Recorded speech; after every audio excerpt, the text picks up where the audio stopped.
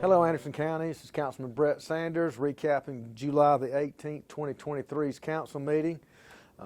Greg, as you know, we've been off, or not off, we've been working in committees, but the holidays kind of threw our schedules off, so this is the first meeting we've actually had in about 3 or 4 weeks. So I was kind of glad to be back. Like I said during the council meeting, I was happy to see the agenda come across. And, you know, it looked like a very long agenda, but it was a very boring agenda on top of that. But I will highlight it, and there was a few good things on there that the public may get excited about. The slow side of it, we had a couple, 2 or 3 fee and lieu agreements that we had done back in 2017. I think some other ones in the past that the corporations either changed names or modified or added on, and then basically for legal reasons it was kind of updated to show the new LLC or the new corporation or new corporate name. We had one on second reading that was that I've had a lot of calls and things about, is like these RV parks, and we amended our code of ordinances to implement something in for RV parks. In the past we hadn't had anything in there, so I think we had 2 committees meet on it, and then one committee, and then we had another committee follow up, and I was a part of the second committee on tightening things up on there. And we had some people from the general public that sat in. We've had developers in. We had representatives from both spectrums.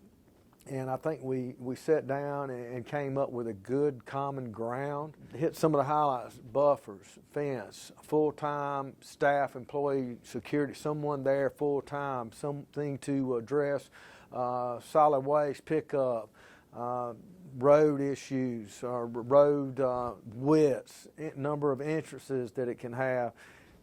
I think the main thing that it's trying to do, or not really trying to do, but what I see it doing in there is, you know, it's not like your next door neighbor's got 2 acres over there and he's going to put up a few power poles and let people park campers there. It's going to be more and not really upscale, but it is going to take a good investment to create a quality product. And I think the people in Anderson County deserve quality.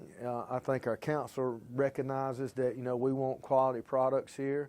Overall, I mean, the mindset, you hear RV park and there's a lot of negative connotation attached to it. And but, you know, the RV industry is a $1 billion a year industry, and I think with the right laws, ordinances, not really recommendation, but things that they have to follow, I think will ensure that we have a quality product. And like I said, it wasn't over the top. It is a good base, solid ordinance that we can monitor and follow, and then tweak and adjust and change as we feel like we need to. So I was glad to see we've got something in place now to protect, and the RV park needs to be in an area that's suitable for an RV park. And I think that was the main purpose. You know, it's not like you're going into an unzoned area and it's a little neighborhood there, and the guy down the end of the street wants to start VRBOing RV lots or parking spots. So I think it's a good ordinance, and like anything else, there's always room for improvement on things, but I think it's something that we can monitor and follow and tweak as problems and issues arise.